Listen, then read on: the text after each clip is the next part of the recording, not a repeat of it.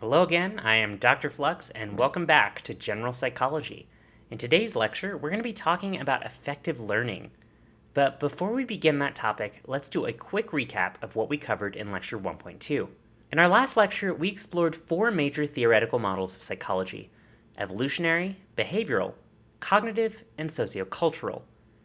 These models help us understand why people behave the way they do, from instincts like survival to the influence of cultural norms. Let's do some review to remind ourselves what we learned. Which model focuses on how mutations can lead to variation in our thoughts and behaviors, and that the variations which provide the most fitness in terms of survival and reproduction are the ones that endure? A. Evolutionary, B. Behavioral, C. Sociocultural, or D. Cognitive? The answer would be A, the evolutionary or biological model of psychology.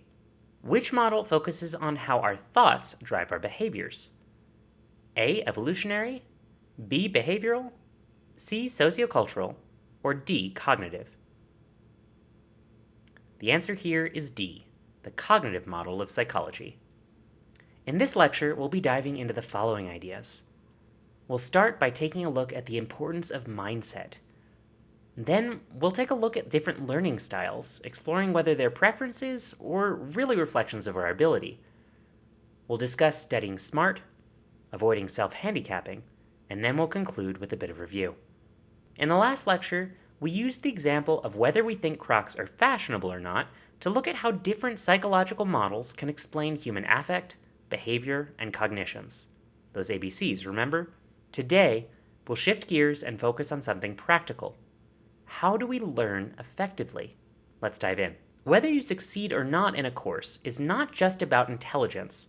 It's also about your mindset. This is the beliefs you hold about your intelligence, because that affects your performance. We can either see this from a fixed perspective or a growth perspective.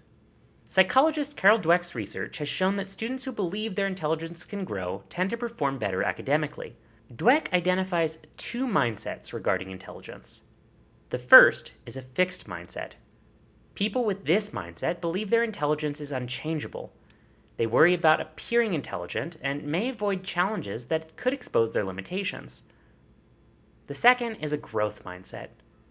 People with this mindset believe that their intelligence is malleable and can develop over time. They embrace challenges as opportunities to learn and grow, even if they struggle initially. Let's look at a psychology study that was published by Dweck and her colleagues to understand this a bit deeper. Here's the first page of the study. We'll be looking at this study, and we refer to it by its citation: Blackwell, Chesniewski, and Dweck, 2007.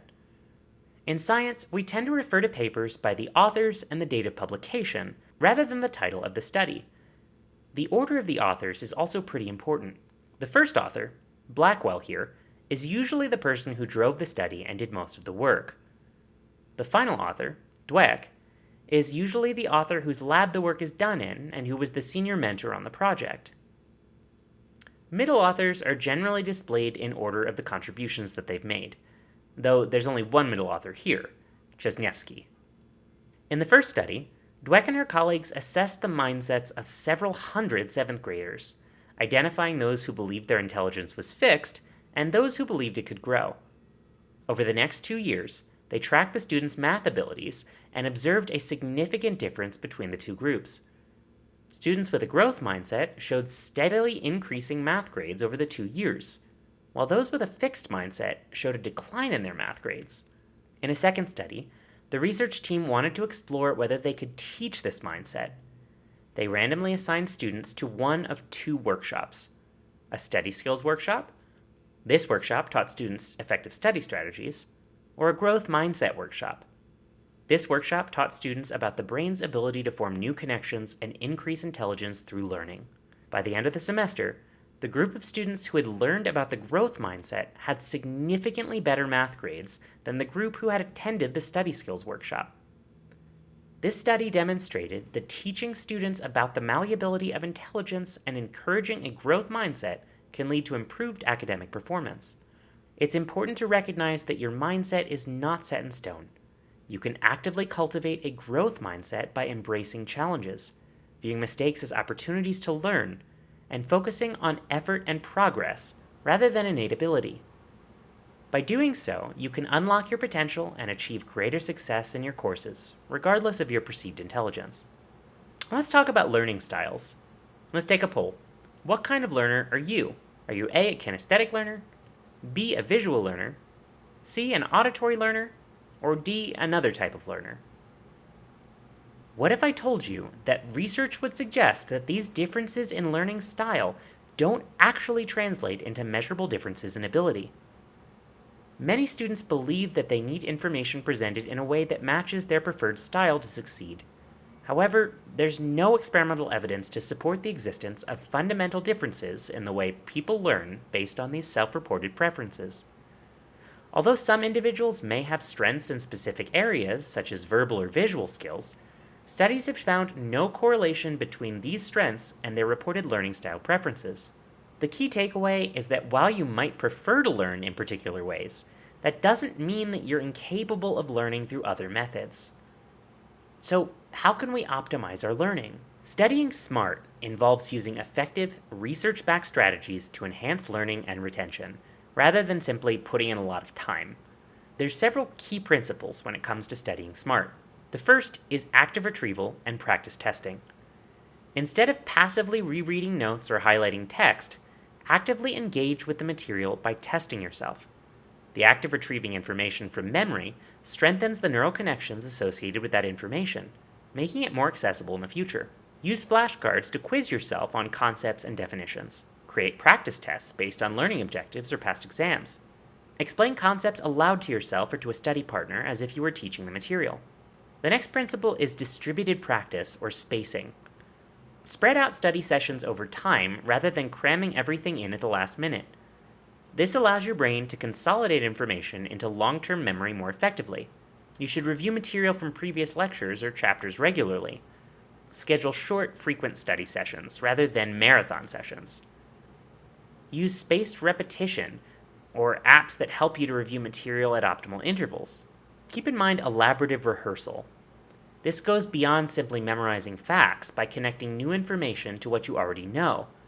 This deeper level of processing helps you understand and remember the material better. Relate new concepts to real-life examples or personal experiences.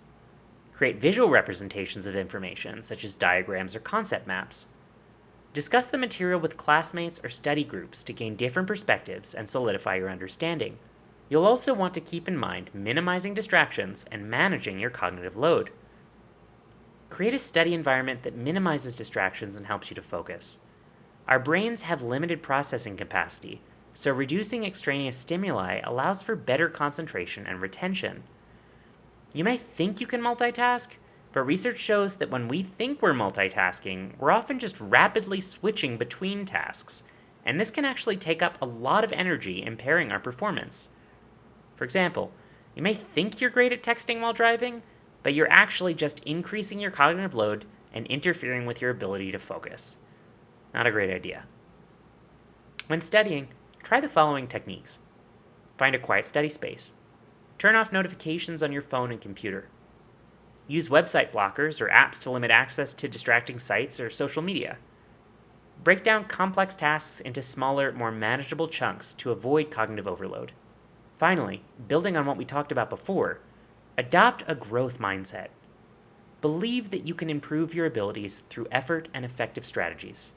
Approach challenges as opportunities for growth rather than fixed limitations. Embrace the idea that intelligence is malleable and can be developed. Focus on the process of learning and improvement rather than just the outcome. These strategies may be different from some of the habits you're used to engaging in. As it turns out, habits such as highlighting, rereading, and cramming may give the illusion of progress, but they do little to enhance actual learning. Just basic highlighting is actually one of the least effective study habits. Once you have effective strategies down, you want to avoid engaging in habits that could purposefully sabotage your own performance. Now, you may be saying, Dr. Flux, why would anyone do something like that? Well, sometimes it's a way to protect our ego. For example, what if you were feeling anxious about taking a test, and so you decided to stay up late playing video games the night before instead of studying? If you fail the test the next day, you can blame the fact that you didn't study, rather than the fact that you may not have known the material. Blaming circumstances rather than ability can help protect our egos, but it doesn't usually help us to succeed. Let's take a look at an actual study about this. A classic research study by Jones and Berglis in 1978 provides evidence for this phenomenon. In their experiment, students were randomly assigned to complete some basic logic problems.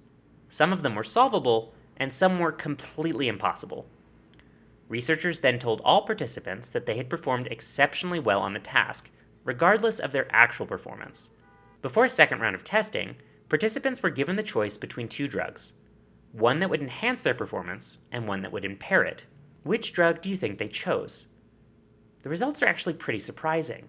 Participants who were uncertain about their abilities, those who were given the impossible problems in the first round, were more likely to choose the performance-impairing drug.